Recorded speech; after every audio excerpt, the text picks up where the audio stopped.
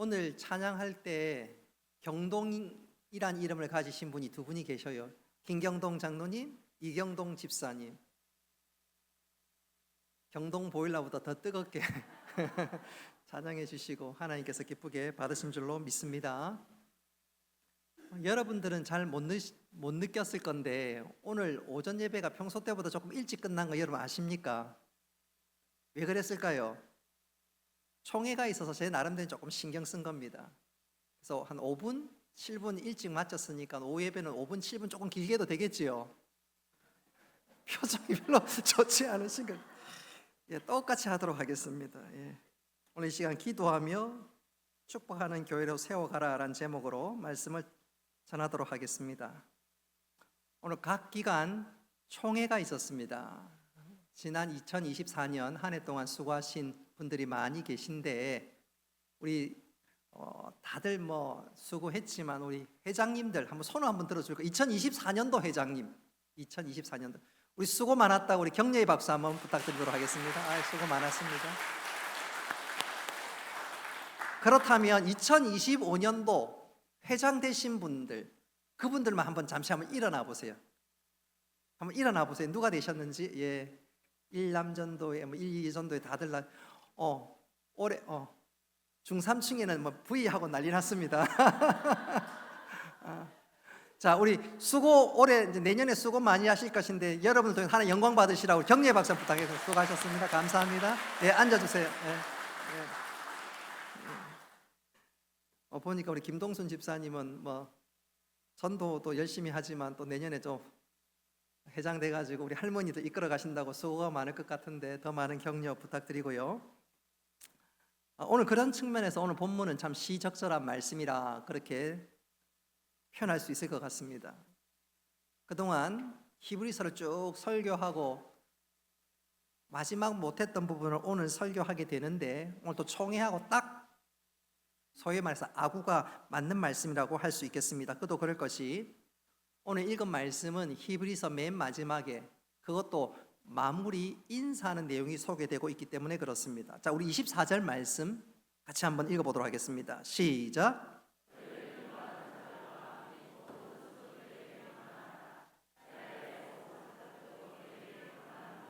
아멘. 우리가 그동안 쭉 살펴왔던 히브리서 말씀 맨 마지막은 어떻게 끝납니까? 문안 인사로 끝나지요. 근데 이 문안 인사로 끝나는 말씀은 히브리서뿐만 아니라 성경 여러 군데에서도 확인할 수 있는데 대표적인 경우가 로마서입니다. 로마서는 우리가 잘 알고 있는 것처럼 사도 바울이 기록했고 로마서 맨 마지막 16장은 한 장 전체가 문안 인사라고 해도 과언이 아닙니다. 자, 오늘 본문도 그렇고 로마서도 그렇고 문안 인사를 마지막에 이렇게 할애하는 이유가 뭘까요? 여러 가지로 표현할 수 있겠지만 제일 중요한 것은 한번 따라 합시다. 성도 간의 교제가 중요합니다. 성도 간의 교제가 정말로 중요하다는 것을 담고 소개하기 위해서 이렇게 말씀이 기록되고 있습니다. 생각해 보면 이 당시에는 믿는 사람들끼리 왕래가 그렇게 자주 있지는 않았습니다. 거리도 멀고 또 그 거리를 초월해서 다니는 것이 결코 쉬운 일이 아니기 때문에 또 여행을 다니다 보면 지금처럼 안전이 담보되어 있는 그런 사회가 아니고 언제든지 강의 위험과 도적의 위험과 강도 위험을 만날 수 있기에 왕래하는 것이 쉽지가 않았습니다. 교통편도 그렇게 여유롭지가 않았습니다. 그러니까 서로가 서로를 잘 모름에도 불구하고 오늘 이거 말씀해 보면 또 로마서에도 마찬가지지만 서로를 문안하며 인사하고 있습니다. 그 말은 우리는 주 안에서 한 가족일 뿐만 아니라 영적으로 한 교회라는 것을 담고 있는데 그리고 그 성도의 교제는 너무나 중요하고 또한 당연하다는 것을 말씀하고 있습니다. 여러분, 성도의 교제가 얼마나 중요한지 우리는 그것을 신앙으로도 고백합니다. 우리 사도신경 고백할 때 맨 마지막에 고백하는 내용 중에 하나가 뭐지요? 성도의 교제와, 그러지 않습니까? 그래서 우리가 주 안에서 교제하는 것은 세상의 단순한 모임, 세상의 어떤 모임과 비교할 수 없을 만큼 중요한 의미가 담겨져 있는데 자, 그 교제는, 이 성도 간의 교제는 한번 따라 합시다. 주 안에서 한 몸입니다. 성도 간의 교제는 단순히 먹고 마시고 우리 친하게 지내자, 그게 아니라 성도의 교제는 우리가 주 안에서 한 몸이고 우리 모두는 예수 그리스도의 몸이라는 분명한 고백이요, 그 고백은 신앙의 고백입니다. 그래서 그것은 성도 간의 교제는 정말로 중요한 일이 아닐 수 없습니다.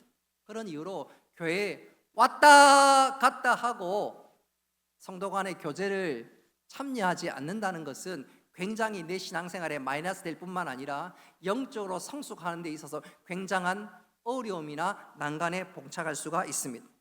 다시 말씀드리면 성도 간의 교제는 너무너무 중요하고 서로를 끌어주고 밀어주고 기도하고 축복하는 가운데 우리는 영적으로 자라갈 뿐만 아니라, 그래서 우리가 한 몸 되어 하나님께서 기대하고 주께서 맡기신 사명을 잘 감당할 수 있기에 성도의 교제는 중요합니다. 자, 그렇다면 오늘 읽은 말씀은 그 성도의 교제를 보다 잘 하기 위해서 우리가 명심해야 될 두 가지를 소개하고 있습니다. 자, 그렇다면 우리가 성도의 교제를 보다 잘 하고 한 걸음 더 나아가 그 교제를 통해서 하나님 기뻐하신 일들을 잘 감당하기 위해서 우리는 어떤 두 가지를 명심하고 또한 실천해야 할까요?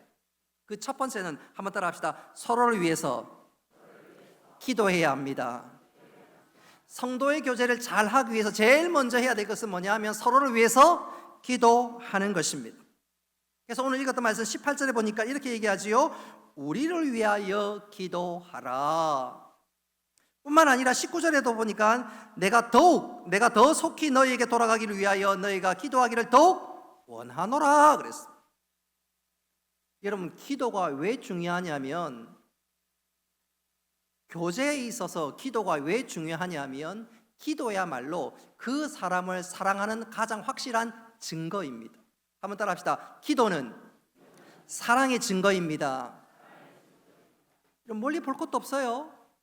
한번 여쭤볼게요. 여러분, 양정동을 살든지 화봉동을 살든지 호계에 살든지 혹은 어느 지역에 살든지 상관없이 여러분 동네 아저씨를 위해서 기도합니까? 나하고 상관없는 사람 기도가 잘 되지 않지요. 그러나 내 남편을 위해서 혹은 내 가족을 위해서 혹은 우리 구역 식구들을 위해서 기도는요, 몇십 분씩 몇 시간씩 기도해도 기도가 됩니다. 왜? 사랑하니까. 사랑하지 않으면 기도하지 않습니다. 사랑하지 않으면 기도할 이유도 못 찾고요. 그래서 기도는 사랑한다는 증거요, 사랑하기에 기도하게 되는 것입니다. 그래서 성도의 교제에 기도한다는 말은 서로 무슨 뜻이죠? 서로 사랑한다는 것입니다. 우리 옆 사람 한번 쳐다보면서 한번 그렇게 격려했으면 좋겠습니다. 내가 당신을 위해서 기도합니다. 내가 당신을 위해서 기도합니다. 기도는 무슨 뜻이지요? 서로 사랑한다는 것입니다.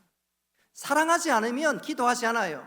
물론 그런 분이 있어요. 목사님, 저는 남편을 위해서 간절히 기도합니다. 시어머니를 위해서 기도합니다. 이거 사랑하는가 보네요. 예, 주님께서 그렇게 말씀하셨지요. 원수를 사랑하라. 그런 건 아니고 진짜 기도하는 사람만이 사랑할 수 있고 또 그렇게 기도를 통해서 하나님의 마음을 알아갈 수 있으니까 성도 간의 교제에서 정말 중요한 것이 뭐라고요? 기도입니다. 기도입니다. 그래서 이런 멀리 볼 것도 없어요. 구역 식구들끼리 서로 기도해 주잖아요. 기도 부탁하잖아요. 왜? 사랑하니까. 한 가족이니까, 한 몸이니까 그런 것 아니겠습니까? 근데 오늘 19절에 보니까 기도하기를 더욱 원하노라. 저 이것을 이렇게 한번 강조하고 싶습니다. 히브리서 저자는 누구인지는 잘 몰라요. 근데 성경학자들의 상당수가 사도 바울로 생각을 합니다. 저 역시 거기에 동의를 하는데, 자, 그렇다면 19절에 사도 바울이 기도를 부탁하는데 어떤 기도를 합니까? 너희에게 돌아가기를 위하여 내가 더욱 간절히 기도한다는 거지요. 여러분, 이 기도가 얼마나 간절한 기도인지 몰라요. 사도 바울은 율법의 열심이었던 그가 예수님을 영접함으로 예수가 생명이라고 구원이라고 능력이라고 전하고 또 전했습니다. 그런데 당시 유대인들은 예수님을 메시아로 인정할 수 없었고 또 그 예수님을 십자가에 못 박혀 죽였기에 사도 바울이 증거하는 예수가 듣기 싫었고 또 유대교에서 기독교로 개종한 유대인들은 차마 꼴보기 싫었습니다. 그 결과 나중에 어떤 일이 생기냐면 저 예수를 전하는 주범 중에 주범, 장본인 중에 장본인 사도 바울인데 얼마나 싫었던지 사도행전 23장에 보면 사도 바울을 죽이기 전에는 내가 먹지도 마시지도 않겠노라고 결심했던 사람이 40명이 넘습니다. 사도 바울은 유대교에서 기독교로 개종했기에 그토록 수모를 당했는데 히브리서를 받는 저자들 역시 독자들 역시 유대교에서 기독교로 개종했습니다. 사도 바울 못지않는 핍박과 어려움들을 당했기에 사도 바울이 그들에게 찾아가서 그들을 격려하기 위해서 내가 그들에게 돌아갈 수 있도록 기도해 달라 부탁합니다. 한마디로 주 안에서 얼마나 사랑하고 그들을 격려하고 싶었던지 그렇게 지금 기도를 부탁하고 있는 것이지요. 여러분, 성도의 교제에 있어서 정말로 중요한 것은 무엇이냐? 사랑의 증거는 무엇이냐? 기도인 것을 명심할 수 있기를 바랍니다. 뿐만 아니라 사도 바울은 에베소서 6장 19절에 보면 또 본인을 위해서 기도해 달라고 부탁하지도 합니다. 우리 성경 에베소서 6장 19절 같이 한번 읽어봅니다. 시작.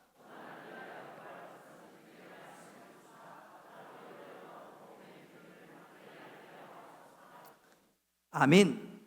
여러분, 사도 바울은 특별한 하나님의 종이고 하나님께서 귀하게 쓰시는 사람이기에 사도 바울이 누군가를 위해서 기도하는 것은 마땅하지만 반대로 누군가가 사도 바울을 위해서 기도하는 것은 필요 없을 것 같습니다. 그런데 그게 아니지요. 사도 바울은 그는 능력의 종이고 심지어 신유의 은사를 베푸는 종이고 뿐만 아니라 하나님의 말씀을 기록한 계시의 종이기도 하지만 그는 기도를 부탁하고 있습니다. 여러분, 그 누구도 기도가 필요하지 않는 사람은 아무도 없습니다. 뿐만 아니라 사도 바울이 능력 있는 사역의 배후에는 그를 위해서 중보 기도하는 사람들이 얼마나 많았는지 모릅니다. 그래서 사도 바울이 기도를 부탁하고 또 그 기도로 인해서 서로 사랑으로 엮어지게 됩니다.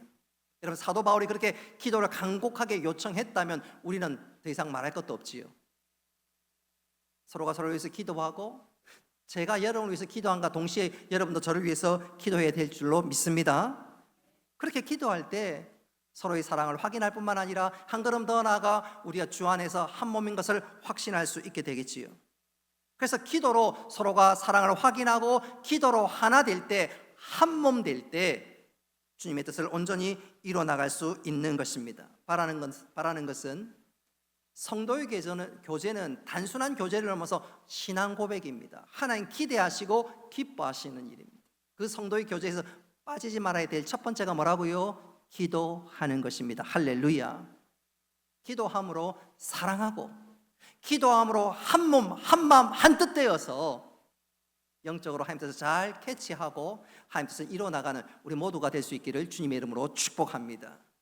구체적으로 적용해 본다면 이번에 각 기간별로 서로 기도함으로 하나 되고 그 하나 된 영적 힘과 에너지로 하나님의 일들을 잘 감당하여 하나님 기뻐하시는 열매를 맺고 또 하나님 기뻐하시는 교회로 세워나가는 우리 모두가 되기를 주님의 이름으로 축복합니다. 두 번째로 여러분, 성도의 교제는 신앙 고백입니다. 세상의 교제는 완전히 다릅니다. 이 성도의 교제를 잘 감당하기 위해서 첫 번째 뭐 하라 그랬지요? 기도해야 합니다. 두 번째로 성도의 교제를 잘 감당하기 위해서는 두 번째로 명심해야 될 게 한번 따라합시다. 서로 축복해야 합니다. 서로 축복하는 것이 필요합니다. 우리 20절과 21절 말씀 스크린에 나와 있는데 같이 한번 읽어봅니다. 시작. 평강의 하나님이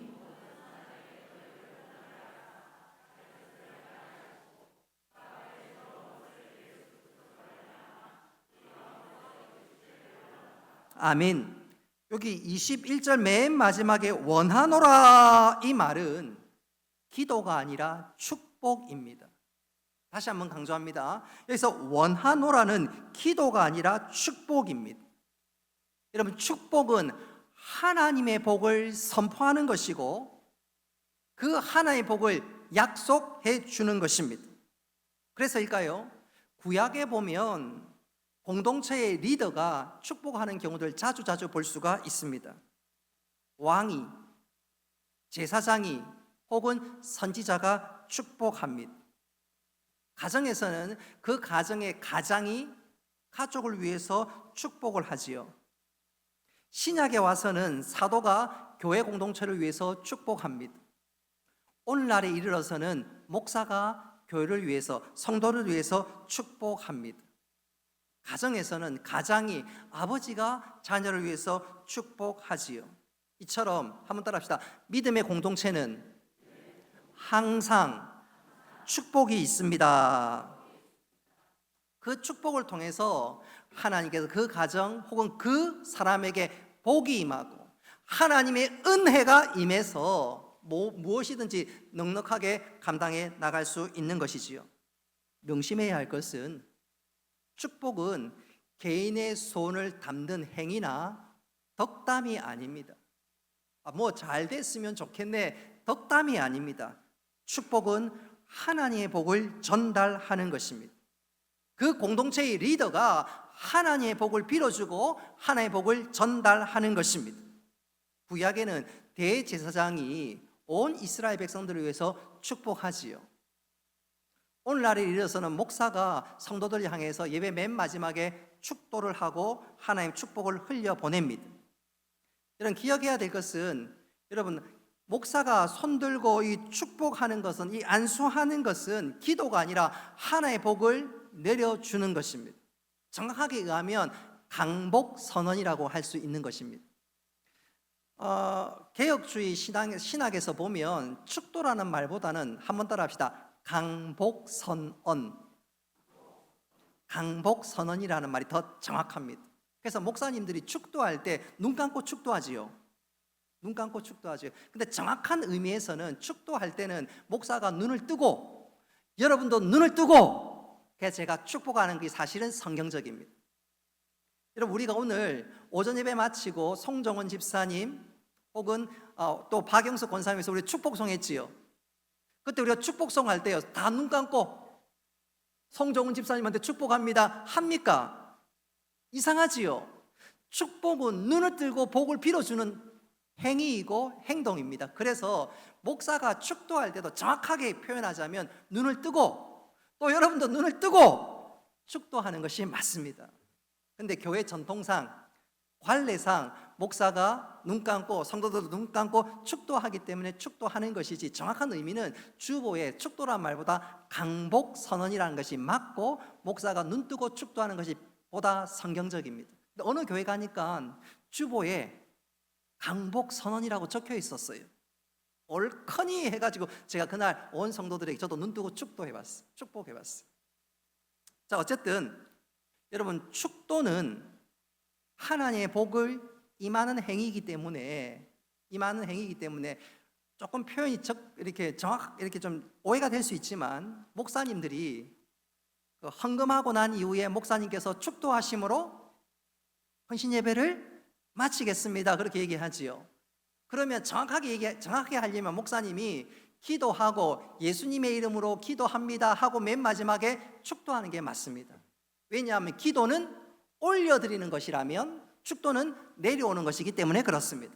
근데 간혹 목사님들이 예수님의 이름으로 기도합니다 하지 않고 바로 축도하는 것도 충분히 이해하고, 그 틀렸다기보다는 보다 정확하게 하기 위해서는 올리고 내리는 것이 필요한데 충분히 이해하고 용납할 수 있는 행위이기 때문에 그에 대해서 토는 달지 않습니다만, 정확한 것은 축복은 하나의 복을 내려주는 거지. 조금 시간이 갈 수도 있겠지만 예배 행위는요, 하나님과의 교통이 계속해서 왔다 갔다 이루어집니다. 우리 편에서 찬송을 하나님께 올려드리지요, 헌금을 하나님께 올려드리지요. 그러면 하나님께서 우리에게 내려주시는 게 뭡니까? 어떤 게 내려주실까요? 말씀을 내려주십니다. 축도를 통해서 하나님의 복을 내려주십니다. 또 우리는 찬양을 통해서 하나님께 올려드리고, 그래서 예배는 하나님 앞에 오르락 내리락 하나님과의 교제를 통해서, 또 교통을 통해서 그야말로 생생하게 하나님과 교제하는 현장이라고 드릴 수 있는데, 자 어쨌든 오늘 본문으로 돌아와서 성도의 교제에 있어서 두 번째로 필요한 게 뭐라고요? 축복입니다. 축복. 여러분, 이 축복은 단순히 격려하는 것을 뛰어넘습니다.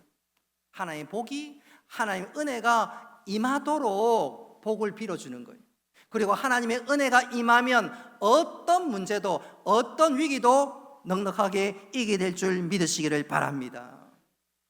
여러분, 은혜가 임하면, 하나님의 은혜가 충만히 임하면 어떤 것도 문제가 되지 않습니다. 하나님께서 그 은혜로 하나님을 이길 그 어떤 문제가 어디 있겠습니까?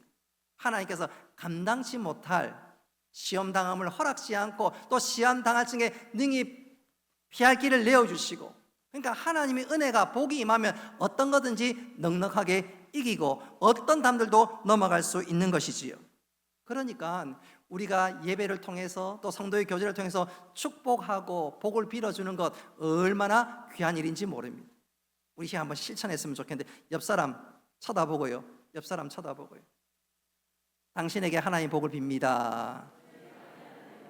당신에게 하나님의 복을 빕니다. 여러분, 그 복이 임해서 어떤 일도 넉넉히 이기고 승리 나갈 수 있기를 바랍니다. 그리고 축복할 때 교회가 영적인 힘과 에너지로 어떤 위기도 돌파할 뿐만 아니라 하나님의 마음을 시원케 할 수 있습니다. 오늘 저는 이 시간 그 한 교회를 소개하면서 설교를 마무리할까 합니다. 우리 울산을 벗어나서 여러 지역을 다니다 보면 교회마다 교회 이름이 다양하지요. 그렇지요. 우리는 울산 동해 교회라면 어떤 교회는 뭐 양정교회도 있고 속초교회도 있고 서울교회도 있고, 어떤 데는 서울에서 최고라면서 서울중앙교회 이름을 그렇게 붙이기도 하고요. 아니야, 우린 최고로 좋아, 서울제일교회, 그렇게 이름을 붙이기도 합니다. 여러분, 정말 양해하시기를 바랍니다. 이게 조금 이따 말씀드리고, 우리 교회 건축할 때 건축사가 그 건축 블루프린트 청사진을 보여주면서 교회 이름을 몇 군데 소개해 주는데, 그 중에 교회 하나가요, 벌떼교회가 있어요. 교회 이름이 벌떼교회. 성도들이 벌떼처럼 모여라. 그래서 저도 우리 교회 이름 잠시 한번 생각해 봤거든요. 어떻게 하면 우리 교회를 좀 홍보하고 좀 많은 사람들이 오면 좋을까. 그래서 제가, 우리 교회가 현대자동차 바로 앞에 있잖아요. 여러분, 웃지 마십시오. 양해하시기 바랍니다. 그래서 제가 우리 교회를 이름을 지으면 띠띠빵빵 교회 지을까? 그 생각해 봤어요. 좀 유치하기는 하지만 그 현대자동차 앞에 띠띠빵빵 교회, 전 세계적으로 대한민국에서 가장 독특한 교회 아니겠어요? 야, 울산에 가면 띠띠빵빵 가라 하면서. 여러분, 이름 그렇게 지어도 되겠습니까? 아니, 우리 교회 특색을 드러내게 잠시 한번 그런 생각해 봤습니다. 아니면 띠띠빵빵 교회가 아니면 띠띠빵빵 싱싱 교회라든지. 제가 그렇게 이름을 지을 생각은 없지만 그런 마음을 가진 것은 우리 교회가 어떤 성격, 어떤 특징을 잘 나타낼 건가, 그가 잠시 한번 설계해 보았습니다. 자, 오늘 제가 말씀드리고 싶은 것은, 전국에 돌아가 보면 이런 이름 있는 교회가 있어요. 서머나 교회 들어보셨나요? 안디옥 교회 들어보셨나요? 그 교회의 특징이 뭘까요? 성경에 등장하는 교회고 가장 모범적인 교회 중에 하나입니다. 특별히 안디옥 교회라는 이름이 유난히 많습니다. 그도 그럴 것이, 여러분, 이 안디옥 교회가 성경을 읽어보면 최초로 선교사를 보낸 교회입니다. 뿐만 아니라 이 안디옥 지역에 있는 성도들을 향해서 그 지역 사람들이 그리스도인이라고 명명했습니다. 예수님을 닮은 사람, 예수님과 똑같은 사람이라고 얘기했습니다. 뿐만 아니라 초대교회 때 예루살렘 교회가 복음의 주도적인 역할을 하다가 그 촛대가 나중에 안디옥 교회로 옮겨갑니다. 그래서 이 안디옥 교회에서 선교사가 파송되고, 이 안디옥 교회를 통해서 얼마나 많은 교회가 힘을 얻는지. 근데 그 안디옥 교회 중요한 특징 중에 하나가, 한번 따라합시다, 서로 축복하는 교회입니다. 우리가 그것을 어떻게 할 수 있느냐? 이 안디옥 교회는요, 교회 구성원들이 다양했습니다. 정통 유대인도 있었고요, 이방인도 있었습니다. 심지어 교회 지도자가 흑인이었습니다. 흑인이었어요. 여러분, 한번 여쭤보겠습니다. 우리 교회 담임 목사가 제가 아니고 시커먼 흑인이라면 여러분 어떨까요? 쉽게 다가가기 어렵지 않겠습니까? 좀 말도 다르고 여러분 안녕하세요. 그러면 여러분 좀 불편하기도 하고 그렇지 않겠습니까? 안디옥 교회는요, 흑인이 교회 지도자였을 뿐만 아니라 헤롯의 젖동생 마나엔도 교회의 지도자였습니다. 헤롯은 교회를 핍박하는 사람 중에 대표 주자인데 그런 사람이 교회의 지도자였습니다. 다시 말씀드리면 안디옥 교회는 누구나 용납하고 주 안에서 하나 되고 서로를 향해서 기도하고 축복하니까 교회가 능력 있는 교회가 되고 하나님의 마음을 시원케 하는 교회가 되었습니다. 할렐루야. 그래서 우리 교회가 성도 간의 교제를 통해서 한 마음 되고 한 뜻 되고 하나님 나라에 크게 쓰임 받으려면 어떻게 해야 된다고? 서로 격려하고 축복하는 것입니다. 하나님의 복이 임하도록 기도하고 축복하는 것입니다. 그럴 때 하나님께서 그 기도대로 축복대로 당신의 은혜와 복을 임하게 해주실 뿐만 아니라 우리한테 놀라운 역사를 허락해 주실 것입니다. 할렐루야. 말씀을 맺도록 하겠습니다. 히브리서 맨 마지막에 보니까 성도 간의 교제가 얼마나 중요한지 소개하고 있습니다. 여러분, 이 성도 간의 교제는 단순히 한번 해보는 말이 아닙니다. 우리가 사도신경을 고백할 때 성도 간의 교제와 성도 간의 교제는 온전한 신앙 고백일 뿐만 아니라 하나님 기대하시는 일입니다. 자, 그렇다면 우리는 어떻게 성도 간의 교제를 통해서 한 마음 되고 한 걸음 더 나아가 하나님의 기쁨과 당신의 뜻을 이룰 수 있을까? 그래서 바로 기도하고 축복하는 일입니다. 우리가 서로가 서로에게 기도하고 축복하고 그래서 우리가 한 마음 되어 하나님 뜻을 이뤄나갈 뿐만 아니라 구원의 방도제 역할들을 잘 감당하는 우리 교회 될 수 있기를 주님의 이름으로 축복합니다.